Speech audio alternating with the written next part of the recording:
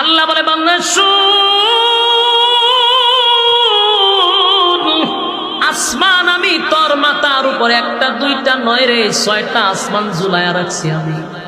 এক একটা আসমান বানাইছি আমি আল্লাহ নূর দিয়া, কোন আসমান বানাইছি স্বর্ণ দিয়া, কোন আসমান বানাইছি হীরা মণি মুক্তা দিয়া। এরকম ভাবে আসমান সাজাইছে, যেদিন ইসরাফিলের সিংহায় ফুঁক দিবে রে, আসমান থেকে সূর্যটা ভেঙ্গে ভেঙ্গে টুকরা টুকরা হয়ে জমিনে পড়বে।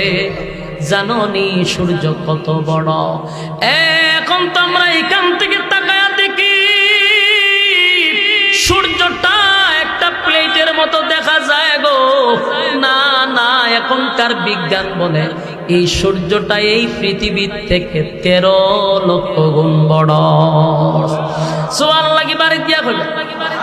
এই বিজ্ঞান বলে এই পৃথিবীর থেকে 13 লক্ষ গুণ বড় সূর্য, আর এর দূরত্ব হলো 9,30,00,000 মাইল দূরত্ব। সুবহানাল্লাহ। আমার প্রশ্ন হলো, পৃথিবীর থেকে যদি 13 লক্ষ গুণ বড় হয়, সূর্য যদি পরে পৃথিবীর কি আর তালাশ করে পাওয়া যাবে? কথা হয় না, কারণ এটা তো পৃথিবীর থেকে 1-2 গুণ বড় নয়, 13 লক্ষ গুণ বড়। পৃথিবীর উপরে পড়লে পৃথিবীর নাই, গায়েব হয়ে যাবে। এরপরে সূর্যের থেকে কোটি কোটি গুণ বড় তারকা, তারকার সংখ্যা কত আল্লাহ ছাড়া কেউ জানে না। এই তারকাগুলি ছুটে ছুটে জমিনে পড়বে, জমিন তো শেষ, তছনছ হয়ে যাবে। সাগরের পানির মধ্যে আগুন ধরে যাবে।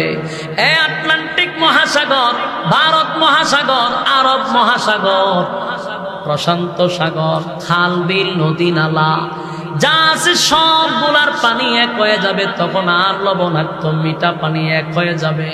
কোনো পানি সবুজ পানি, কোথাও সাদা পানি এক হয়ে যাবে।